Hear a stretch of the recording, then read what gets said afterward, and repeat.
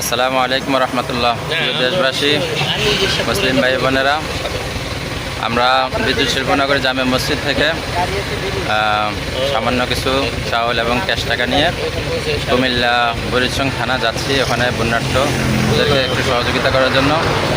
সেখানে মানুষ অনেক ক্ষতিগ্রস্ত হয়েছে। আমরা লিস্ট করে কিছু ক্যাশ টাকা হাতে হাতে দেব। এটা উদ্যোগ নিয়েছি বিদ্যুৎ শিল্পনগরী মসজিদ থেকে। আপনাদের সহযোগিতায় আমরা সেখানে যাচ্ছি। এখন আছি নিমসার বাজারে, কুমিল্লা নিমসার বাজারে। তো আপনাদের যাদের এখনও সুযোগ আছে, যে যেভাবে পারেন বন্যার যারা ক্ষতিগ্রস্ত হয়েছে তাদেরকে একটু সহযোগিতা করবেন, একটু সহযোগিতার হাত বাড়ায় দেবেন। আল্লাহ আমাদের সকলকে সবার পাশে দাঁড়ানোর তৌফিক দান করুন।